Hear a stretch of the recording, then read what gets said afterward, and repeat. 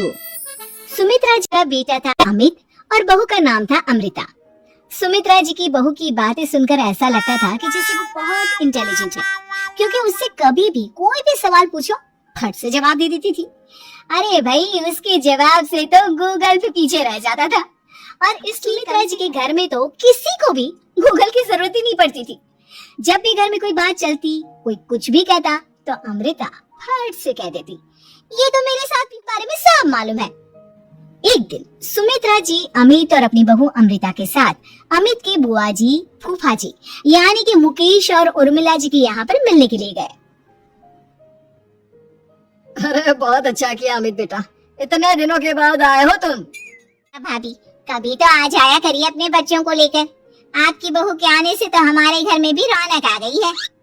वो क्या है ना, अमित ऑफिस के काम में बहुत बिजी रहता है, इसलिए उसे तो वक्त ही नहीं मिल पाता। अच्छा, लगता है नौकरी काफी मुश्किल है अमित की।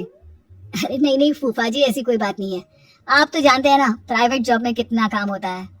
अरे कोई समझे ना समझे, मुझे तो पता है इतना काम करना पड़ता है कि इंसान की आफत आ जाती है।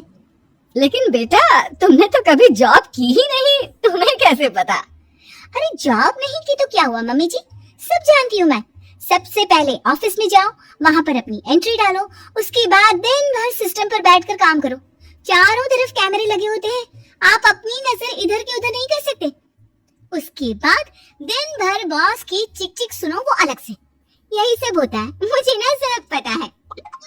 अरे बहू रानी तो काफी इंटेलिजेंट है, हर बात की खबर है इसको। थोड़ी देर बाद, अब देखिए सुमित्रा भाभी, इतने दिनों के बाद आई हैं आप, खाना खाकर ही जाना, ऐसे तो मैं आपको जाने नहीं दूंगी। वैसे बुआ जी, खाने में क्या बनाया है?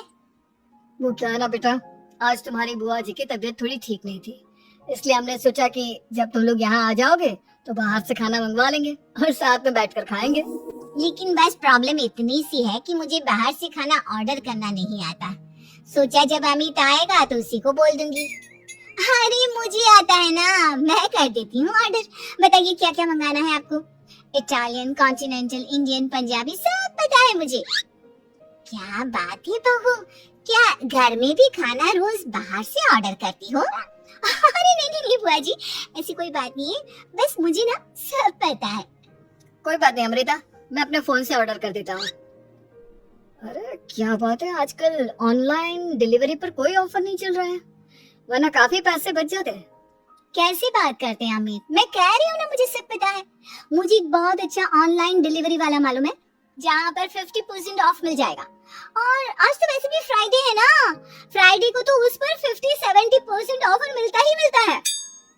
अरे क्या बात है, इसके बारे में तो मुझे पता ही नहीं था। अरे बेटा, जिस चीज के बारे में किसी को पता नहीं होता, हमारी बहू को पता होता है। एक काम कर, तू उसी को ऑर्डर करने दे। क्या बात है अमृता बेटा, तुम तो बहुत इंटेलिजेंट हो, सब कुछ। सुमित्रा जी की कुछ सहेलियां उनसे मिलने के लिए आती हैं।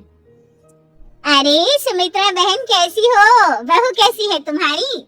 अरे पूछिए मत, बहुत इंटेलिजेंट है मेरी बहू, सब कुछ जानती है। क्या बात है, बहू के आने के बाद तो औरतें दुखी हो जाती है, लेकिन तुम तो बहुत खुश लग रही हो।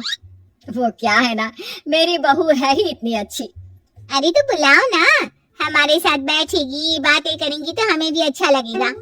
सुमित्रा जी अमृता को बाहर बुलाती हैं और उसके बाद सब लोग बातें करने लगते हैं।